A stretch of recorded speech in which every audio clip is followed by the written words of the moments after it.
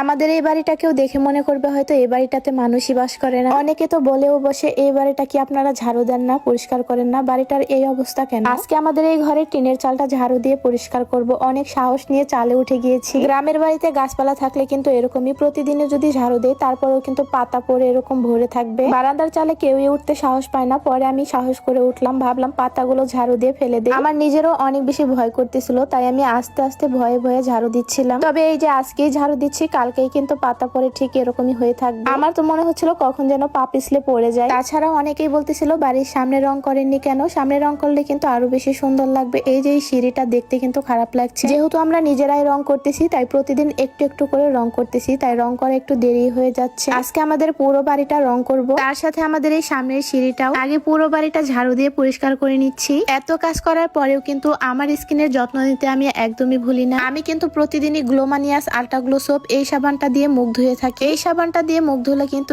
স্কিনের একদম ভেতর থেকে ময়লাগুলো পরিষ্কার করে। সাবানটা অনেক বেশি প্রিমিয়াম কোয়ালিটির। যাদের স্কিনে অনেক বেশি কালো দাগ আছে, ব্রণ আছে, মেস্তা আছে, তারা কিন্তু এই সাবানটা চাইলে ইউজ করতে পারে। স্কিনের জন্য অনেক বেশি ভালো। আমার স্কিন দেখলেই কিন্তু বুঝতে পারবেন কতটা চকচকে ঝকঝকে স্কিন, একটা দাগও নেই, গোটাও নেই। এই গ্লোমানিয়াস আল্ট্রা গ্লো সোপ এই সাবানটি পেয়ে যাবেন গ্লোমানিয়াস পেজে। ক্যাপশনে আমি পেজ লিংকটা মেনশন করে দিব, ওইখান থেকে আপনারা নিয়ে নেবেন। সাথে আমি এখানে হোয়াটসঅ্যাপ নাম্বারটা দিয়ে দিচ্ছি। সাবানটা দিয়ে আমি আপনাদেরকে মুখটা ধুয়ে দেখাই। দেখেন আমার স্কিনটা কত চকচকে হয়ে গিয়েছে। কিছুদিন আগেও কিন্তু আমার স্কিনে অনেকগুলো গোটা হয়েছিল, তার সাথে দাগও ছিল, সেগুলো কিন্তু চলে গিয়েছে। এই যে এই কালো দাগটাও কিন্তু হালকা হয়ে গিয়েছে, আর কিছুদিন ইউজ করলে কিন্তু উঠে যাবে। যাই হোক, যারা কিনা দাগ মুক্ত, ব্রণ মুক্ত এবং স্কিনকে গ্লো করতে চাচ্ছেন, তারা কিন্তু এই গ্লোমানিয়াসের সাবানটা অবশ্যই ইউজ করবেন। এরপরে আমি চলে গেলাম দুয়ার ঝাড়ু দিতে। অনেকেই আমার এই দুয়ার ঝাড়ু দেওয়া দেখে বলছিলেন এই দুয়ারটা ঝাড়ু দেন না, কত বছর হয়ে থাকে। আমরা কিন্তু প্রতিদিনই 2 বেলা ঝাড়ু দেই, সকালে এবং বিকালে। তারপরেও কিন্তু পাতা পড়ে ঠিক এরকমই হয়ে থাকে। গ্রামের বাড়ি কিন্তু এরকমই হয়ে থাকে। বিশেষ করে যাদের বাড়িতে অনেক বেশি গাছপালা থাকে তারাই বুঝবে, বাড়িটাতে প্রতিদিনই পাতা পড়ে এরকম হয়ে থাকে। অনেকেই হয়তো হুট করে এসে দেখলেই বলবে এই বাড়িটা হয়তো ঝাড়ু দেওয়া হয় না। আমি যখন সময় সুযোগ পাই তখনই কিন্তু আমাদের এই দুয়ারটা ঝাড়ু দিয়ে পরিষ্কার করে রাখি। তাছাড়া আমার মাই কিন্তু সবসময় ঝাড়ু দিয়ে থাকে।